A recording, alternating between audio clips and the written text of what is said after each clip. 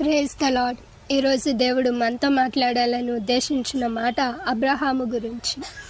ఆదికాండము 22వ అధ్యాయంలో అబ్రహాము గురించి వ్రాయబడి ఉంది. ఏమని వ్రాయబడి ఉందంటే, అబ్రహాము విశ్వాసాన్ని దేవుడు పరీక్షించినట్టు వ్రాయబడి ఉంది. అబ్రహాము వయసు 100 సంవత్సరాలప్పుడు అబ్రహాముకి ఇస్సాక్ అనే కుమారుడిని దేవుడు ఇవ్వడం జరిగింది. అయితే ఆ కుమారుడిని దేవుడు బలిగా అడిగాడు.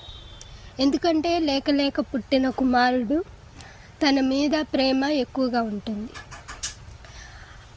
కానీ దేవుడు అక్కడ ఏం పరీక్షించాడంటే, అబ్రహాము నన్ను ఎక్కువగా ప్రేమిస్తున్నాడా, తన కుమారుడిని ఎక్కువగా ప్రేమిస్తున్నాడా అని దేవుడు తన విశ్వాసాన్ని పరీక్షించాడు.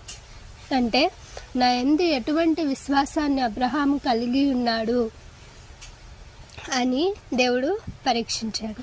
ఆ పరీక్షలో అబ్రహాము విజయాన్ని సాధించాడు కాబట్టి తిరిగి మరలా ఇస్సాకుని పొందుకున్నాడు. ఎలా? బలి అర్పించకుండా దేవదూత ఆపివేసింది. కాబట్టి తన విశ్వాసాన్ని ద్వారా తన కుమారుణ్ణి కోల్పోకుండా కాపాడుకోగలిగాడు అబ్రహాం. ఈనాడు మనము దేవుని కంటే ఎక్కువగా దేన్నైనా ప్రేమిస్తే అది మనకి దూరం అవుతుంది. ఎందుకు దేవుడు దూరం చేస్తాడు అని అంటే, మనము ఆయన యందు ఎంత విశ్వాసము కలిగి ఉన్నామో అని దేవుడు పరీక్షిస్తాడు.